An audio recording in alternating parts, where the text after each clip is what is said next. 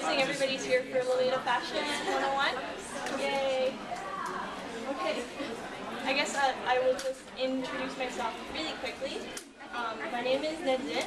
I'm actually from Southern Ontario, but I am part of the Southern Ontario Lolita community, and it's basically the Toronto community, so a lot of times I travel down to Toronto for meetups and things like that.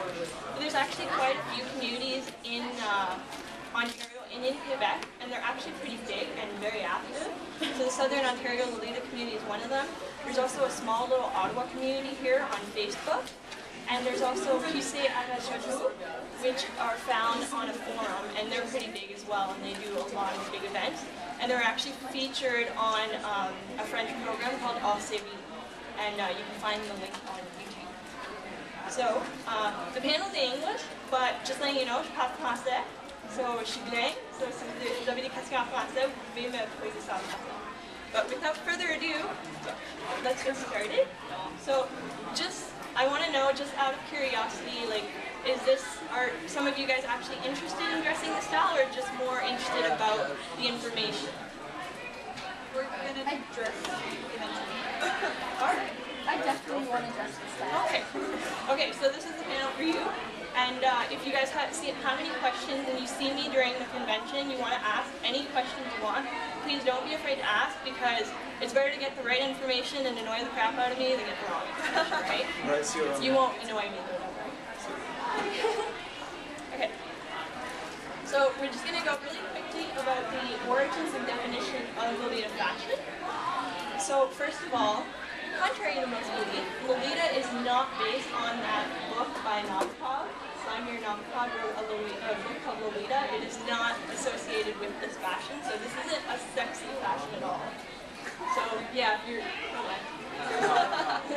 I'm gonna stick around just because my curiosity has to be saved. So the origins of Lolita are actually not very well known. They're not very well written down. We don't know too much information.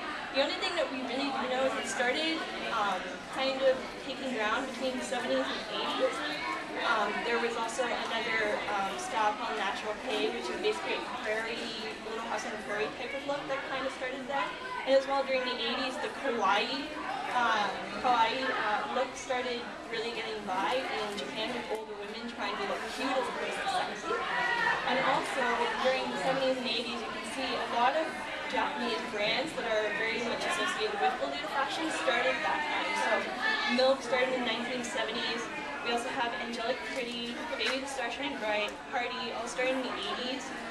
Later on you'll see Mueme Mochi and H Natto, and as well there's other brands today that are continuing to evolve the style. What helped us really trace back Lolita fashion is actually the Fruits magazine. I'm sure some of you guys have all looked at it if you guys like Lolita fashion or any other type of fashion that's from Japan. You've probably seen them. And as well, during the late 90s, the book, the magazine Kara started around this time. And basically it's a fashion magazine that has a lot of punk, gothic, and Harajuku looks. Started around this time, and later on in around 2000 they started the Gothic and Lolita Bible, which was supposed to be just the one issue in 2000, but it was so popular it sold out within a few days, so they decided to keep producing them, and they still produce them today. So if you want information on Lolita fashion, I highly recommend these two magazines. So with the Fruits magazines, you can see the evolution of Lolita. They're not, this type of look that you see on the screen are not considered Lolita at all. If you wear this today, we won't call it Lolita, don't worry. But if you look really closely, you can see a lot of similarities and aesthetic that are in Lolita fashion today. For example, the frill and the lace on all the dresses and the skirts. You can see the Mary Jane shoes, they're very chunky at this point in 2000. It's all about chunky shoes, but you'll see it grow out of that in year 2000. The lengths of the skirts, they're very modest. Also the hair and the hair accessories, you can see a little bit of that. And also the modesty of all the dresses, they're very covered. So this is what a typical Lolita outfit looks like today. And for a beginner not knowing about this is crucial information for you. So I'm just going to go over what a typical outfit takes. we're going to start up at the top with the dress, which you have either a JSK, a one-piece, or a skirt. So a JSK means jumper skirt, and it's the ones with the straps, like I'm wearing today. I'm wearing the straps, and it's the JSK. The one-piece are the ones with the sleeves, and then the skirts, self-explanatory. And there are different styles and cuts of all these types of dresses, so there are different ones. Some go higher up on the waist, some go lower, but they all give you that bell-shaped skirt that gives you enough space for the petticoat on it.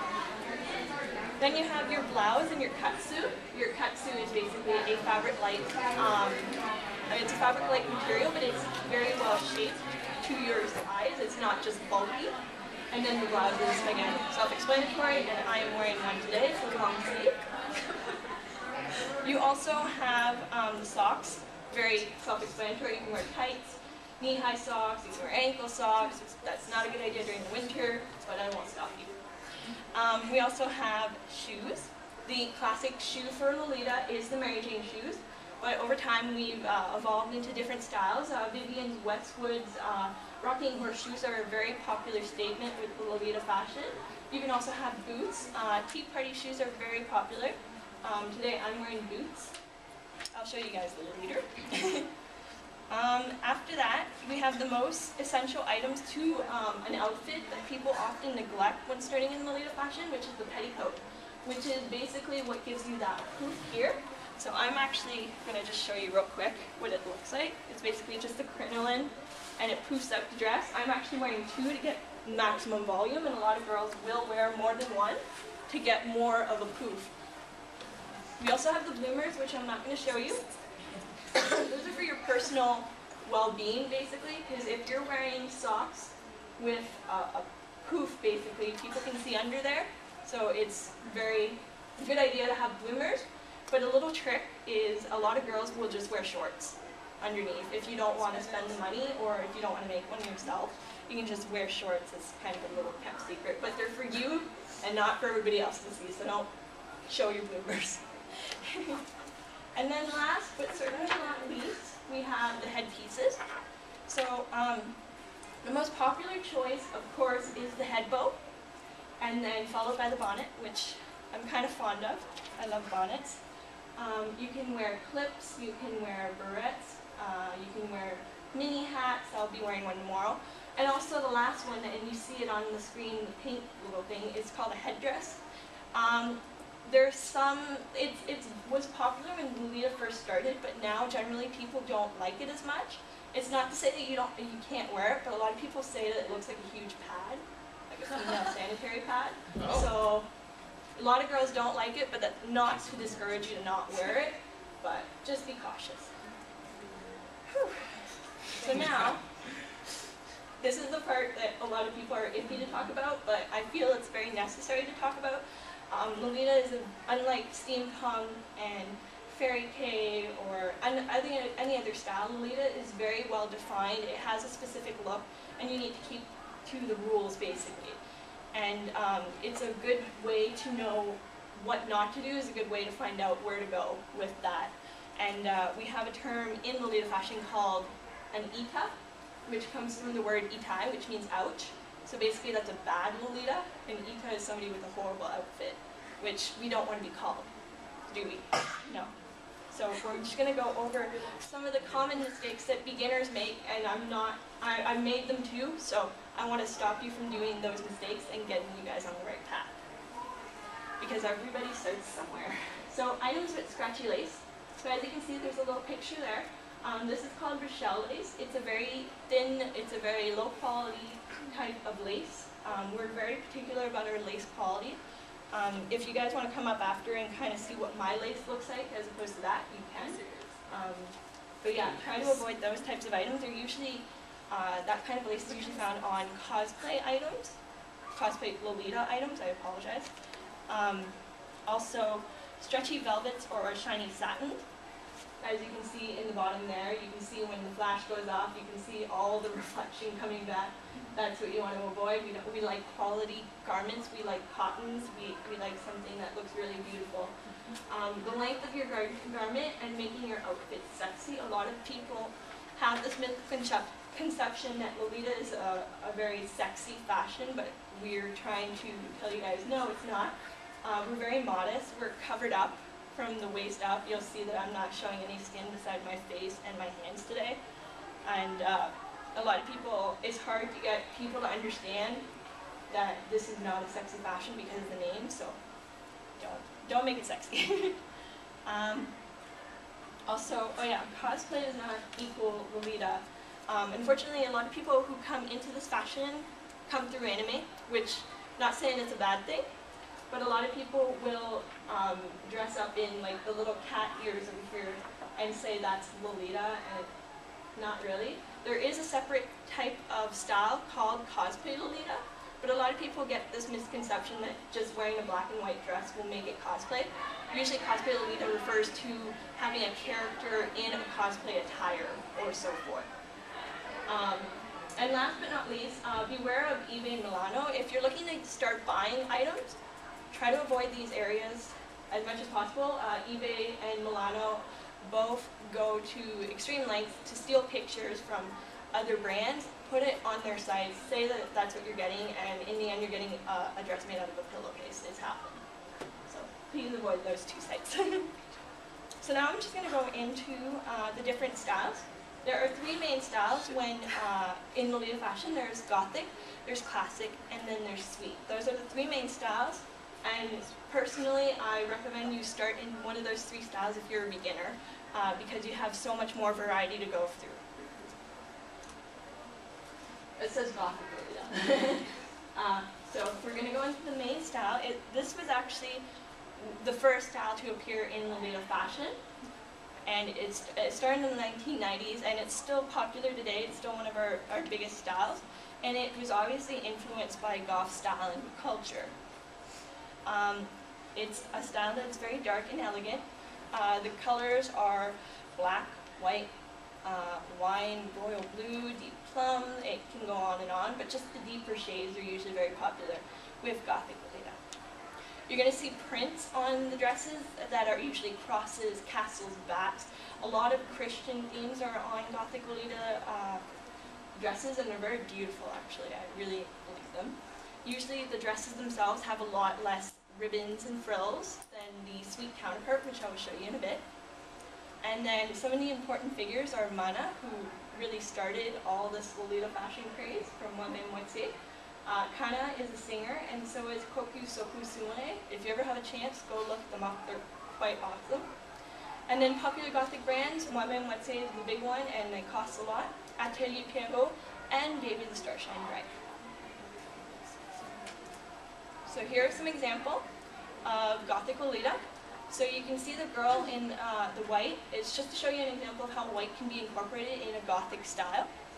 We also have in the middle, this is called Old School Gothic Lolita. It's still a beautiful picture to me. I really love this picture, so I want to show it with you. And then the last one in the blue is actually a man. That's Mana himself, with his brand Wame, who likes to use a lot of blues in his dresses. A lot of times it's blue and black or blue and white, etc. So now Sweet Lolita. So this one is for anybody who is really playful, childish, and innocent. This one is all the pastel colors, so the lavenders, the pinks, the blues, the mint. But you can also see reds and white and blacks, yellows, dark blues. There's really no limitation in terms of colors with Sweet Lolita, I find. And then for the motifs, you're going to see fairy tale, pastries, toys, hearts, stars, anything that you can think of that a child would play with, a little girl, is pretty much has been done in Lolita fashion, in Sweet Lolita, sorry. This one has a lot of details to their dresses. As you can see she has already two bows there. The print is very, I guess, busy, and even the bonnet, she's wearing flowers, and she's just trying to up it up a lot. So important figures, Misako Aoki, who's actually the Baby the Starshine Bright model. She's one of the main models. She's traveled around the world actually. She's lately been to Italy. She's been to the United States, Canada. Canada she's not been, sorry. She's been to, I think, Brazil, but she's been all over the world except for Canada, so Ask them for your next convention. Maki and Azuka are the designers of Angelic Pretty, and they have also been around the world, and they also have a shop in San Francisco. We also have Popular Sweet Brands. Angelic Pretty, as I said, has a shop in San Francisco and as well in Paris, France. Baby Starshine Bright as well has a shop in San Francisco and in Paris, France, and Metamorphose Confit. So, as you can see, the girl in the blue, that is Mizuko Aoki herself. She's adorable. I love her. And she is wearing Baby the Starshine Bright. The girl in the middle here is wearing a print, I believe, was released in 2009 or 2009. This is Angelic Pretty in the middle, and then in the left there, and the end over there, we have somebody wearing Metamorphose. And you can see also how black can be incorporated in Sweet Lolita. Last, but certainly not least, we have the classic Lolita. This is a very refined and mature style, so this is a lot more popular with the older Lolitas in our groups, and it's often a style that people like to gravitate to as they grow older, which is something I've noticed in myself as well. I'm starting to go more into that. This is all the neutral colors, so you're going to see browns, ivories, dusty pinks, dusty greens, black, etc. This is very inspired by Victorian and Rococo fashion, so this is the most accurate in terms of its historical roots. So you're going to see floral patterns, animals, old toys, fruits and berries, etc. Some of the details, you're going to see high heels. Usually a lot of Sweet Lolitas like to wear high heels, or classic Lolitas, sorry. Cameos, pendants, necklace chokers, antique watches, brooches, etc. A lot of the important figures, there really aren't many, but I find that historical figures such as Marie Antoinette or any queen really is really popular with classic Lolita. The popular brands for classic Lolita are Innocent World, Victorian Maiden, Mary Magdalene, and Juliette and Justine, which are one of the most expensive brands you will ever see. So here we have some examples of classic Lolita.